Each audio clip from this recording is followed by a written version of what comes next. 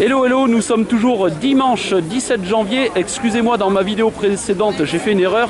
Ça n'est pas samedi, mais dimanche. Voilà. Mais peu importe, l'essentiel, c'est qu'on soit mobilisés pour manifester, pour défendre notre ami le loup. Et là, il y a 3 personnes du collectif animalier du 06 pour la défense des animaux, comme c'est marqué sur leur t-shirt. Alors, pourquoi vous êtes là aujourd'hui ?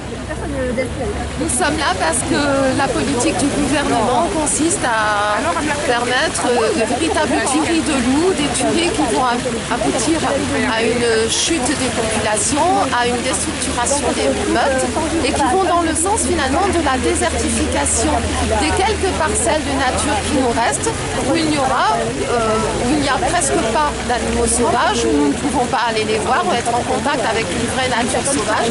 Et on constate que la place des grands prédateurs est quasiment nulle et toujours remise en question. Donc ces animaux, ce sont les boucs émissaires des éleveurs, ce sont les rivaux des chasseurs. Je pense qu'il faut essayer d'adopter un autre angle d'attaque et défendre avant tout la nature, la vie sauvage et les animaux.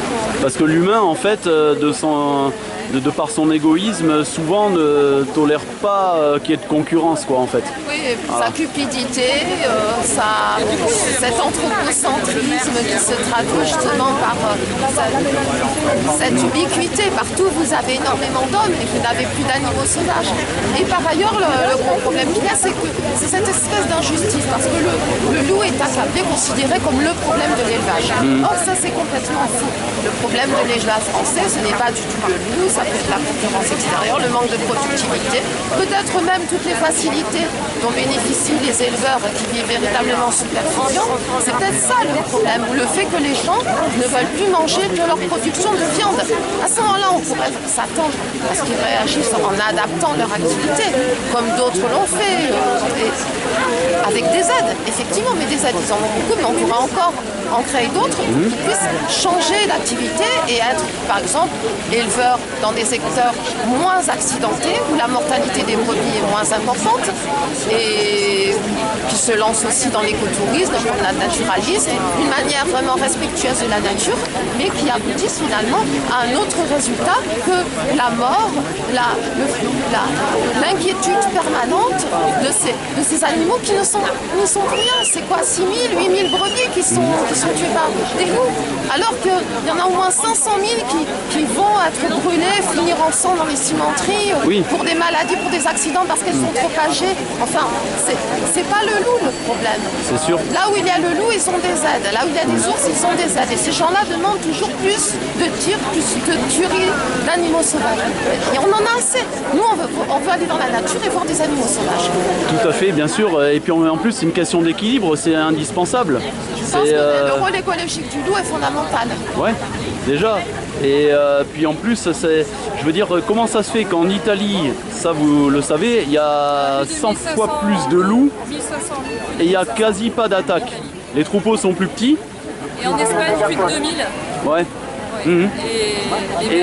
Et les bergers vivent correctement avec le troupeau. Moi j'ai fait 2 stages chez un berger, j'avais rien contre ce monsieur, mais il avait la villa, la maison, et puis en fait le troupeau était livré à lui-même et c'était un immense troupeau de 3000 têtes. Donc moi à l'époque j'avais pas voulu de cette vie là. Ça peut se concevoir de ne pas vouloir vivre dans une grange toute sa vie avec des moutons. À ce moment-là, d'accord, on ne fait pas berger, sinon on a subi. Voilà. Non ? Qu'est-ce que vous en pensez de ça ? Je pense que les aménagements en faveur des bergers ont été multipliés grâce à la présence des prédateurs, que ce soit dans le Mercantour ou dans les Pyrénées.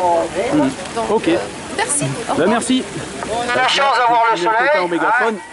C'est pas comme à Lyon, je sais pas, on les a vus hier, ils étaient tous bien emmitouflés.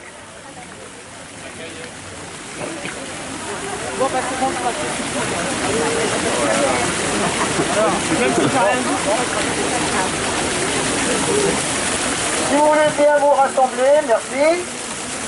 Là, je fais un petit plan sur votre banderole. Quoi, Christian ? Il y a marqué quoi là ? Alors, bonjour à toutes et tous. Donc au nom des associations militantes présentes à nos côtés, donc les organisateurs Green, Alors je vais prendre mon petit papier parce que j'ai des pertes de mémoire. Alors, sont présents, donc, Green, comme je l'avais souligné. Oui. Capelou, donc, alors Capelou, sachez que ce sont eux qui ont organisé, c'est un collectif qui regroupe des dizaines d'associations militantes écologiques. Excusez-moi, monsieur Bruno. Non, c'est pas Bruno. Donc, je disais, le collectif Capelou a été l'organisateur de la manifestation qui s'est déroulée hier à Lyon, qui regroupait 2500 participants. Bon, on n'a pas malheureusement les pointures qui étaient présentes hier, on peut les applaudir parce que c'était une manifestation magnifique. Voilà. Bravo. Donc nous n'avons pas, messieurs Bourgrin-Dubourg et notre cher monsieur Watson, mais peu importe, hein. Voilà. Nous sommes tous des pointures, hein, et le but c'est précisément bon, de manifester notre opposition à ce qui est pratiqué au niveau de l'État. Hein. Alors, sont présents également, donc je l'ai dit, Capelou, Sea Shepherd, la LPO, la Ligue de protection des oiseaux, le collectif animalier 06, les Sans-Voix PACA, Surfrider Foundation, L214, Ferrus, l'ASPAS, Région Verte, One Voice. Voilà, donc ça fait, je crois, une douzaine ou 13 associations militantes. Bon, donc, au nom de toutes ces associations, nous voulons vous remercier toutes et tous.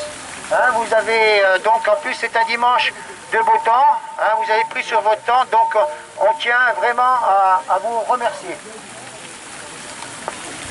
Alors, je vais faire un petit topo sur comment le but de notre manifestation et surtout dénoncer ce qui se passe actuellement.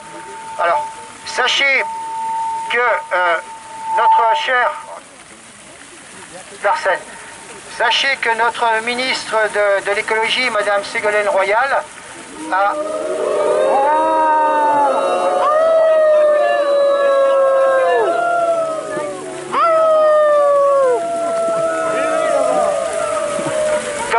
a implicitement demandé à chaque préfet de mettre en place des tirs contre le loup. Donc le quota qui était demandé est de 36 loups. Alors, donc pour une période de juin 2015, enfin juillet 2015 jusqu'à juin 2016. Donc nous en sommes un peu plus de la moitié. Et malheureusement, à ce jour, 34 loups, hein, sur un quota de 36, ont été éliminés. Officiellement, voilà, comme je l'ai souligné. En plus de ces 34 loups officiellement tués, 7 l'ont été, entre parenthèses, tués par accident. Donc ça peut être du braconnage, ça peut être des collisions. Donc si on fait le total, on a déjà largement dépassé le quota autorisé, mais non seulement, il faut également comptabiliser les loups qui ont été braconnés, qui n'ont pas été déclarés. Donc on peut estimer entre 40 et 50 loups, bon ça c'est hypothétique parce qu'on ne pourra jamais le prouver, mais sachez qu'on a d'ores et déjà largement dépassé le quota autorisé. Mais ce n'est pas tout, puisque notamment en région Rhône-Alpes, le préfet de région a demandé un supplément de 6 loups à abattre. Ce qui ne satisfait pas.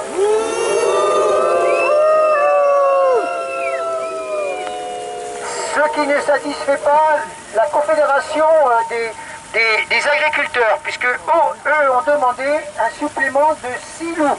Donc ce qui fait 12 nouveaux loups à abattre. C'est intolérable. Voilà.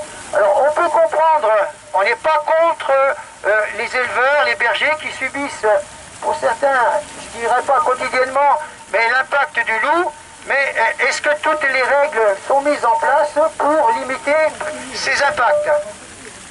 Voilà. Alors, il faut savoir aussi que dans le cadre des battues organisées, il a été formé sur les Alpes-Maritimes et ailleurs des quotas qu'on appelle des quotas de tuer. Hein, c'est-à-dire les permis de chasser, de tuer le loup. il faut savoir que pratiquement 2000, je dis bien 2000 chasseurs, entre chasseurs, éleveurs, bergers, ont été autorisés, ont reçu ce permis de tuer pour tuer les loups. Voilà, alors, également, il faut souligner que sur les seules Alpes-Maritimes, 14 loups ont été tués donc à ce 17 janvier. Voilà. Donc, sur les Alpes-Maritimes, puisque nous sommes donc sur le terrain, je puis dire, il était référencé 5 à 6 meutes de loups. Une meute, c'est 5, 6, voire 7 loups. Donc, l'ONCSF, donc les gardes de l'Office de la faune sauvage, ont répertorié une trentaine de loups. Donc, pratiquement la moitié des loups ont été tués sur les Alpes-Maritimes. D'autre part, alors ce que nous disons surtout, c'est la façon de les tuer dans le cadre de battues dites au grand gibier. Hein. Donc, sont mobilisés donc plusieurs chasseurs qui sont comme les battues au sanglier, sont positionnés à des endroits stratégiques. Et naturellement, quand le pauvre loup, ou les loups passent, eh ben ils passent à la trappe. Donc, ces tirs sont des tirs sauvages. Pourquoi? Parce que quel que soit le loup tué, ça peut être, excusez pour le larcène, hein. Donc c'est les loups tués le sont sans distinction. Ça peut être un mâle, une femelle, un chef de meute, un louveteau. Donc conséquence, la meute va être décimée. Donc qu'est-ce qui va se passer? Cette meute-là, le loup va aller au plus facile. Donc il va aller chasser sur un territoire, le territoire de pâturage, d'une part. D'autre part, le chef de meute, c'est comme nous, parents ou grands-parents, hein, nous sommes des éducateurs, donc les jeunes loups ne sont plus éduqués. Donc ils n'ont pas, le chef de loup, le chef de meute, ne va pas faire son travail, apprendre à sa progéniture de chasser.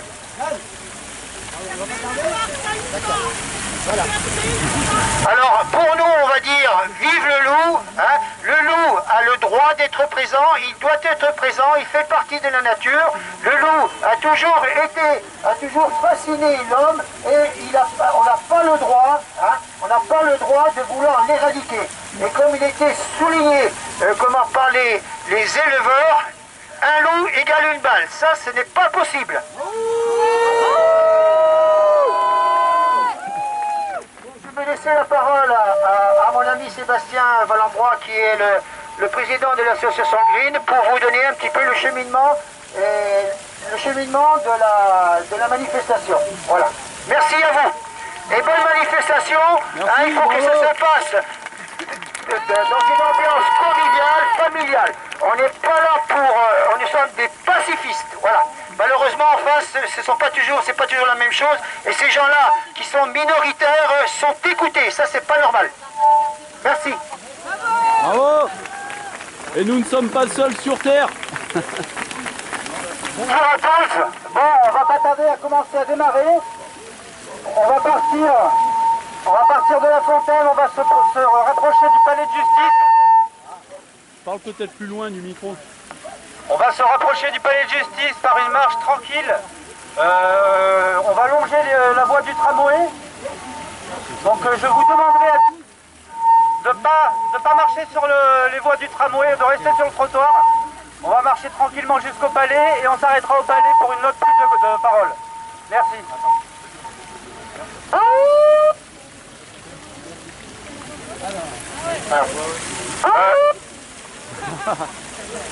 Ouais, la sirène.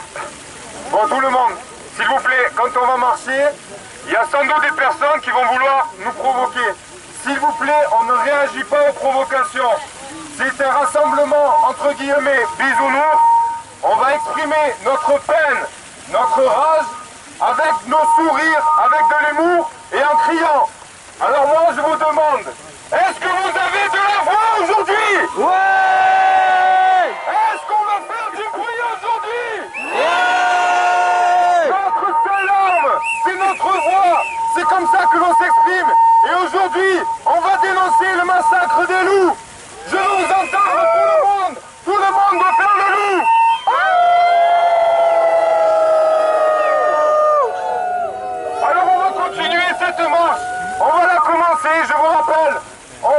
tous en groupe, le maximum compact, et on ne réagit pas aux provocations. On va leur montrer que nous sommes intelligents, nous sommes pacifistes, nous ne sommes pas contre les bergers. Nous sommes tous unis pour la protection animale. Aujourd'hui, nous protégeons le loup. Alors tous ensemble, vous êtes avec moi? Vous êtes avec les loups? Faites du bruit! On commence les banderoles. Les banderoles, Sébastien, en début du cortège.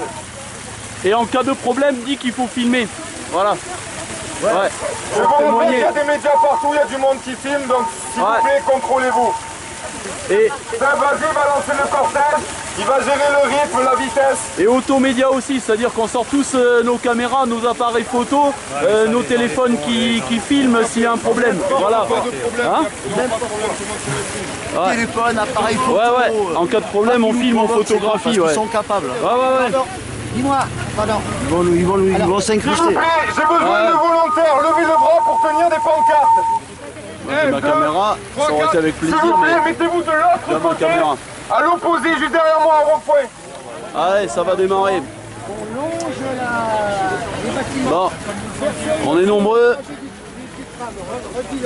Alors moi en même temps je suis... Une dernière chose, lors de la marche, s'il vous plaît, on reste bien sur le côté, sur le trottoir. Personne ne marche sur le tramway, d'accord? Personne sur les rails du tram. J'attends juste que tout le monde ait les pancartes.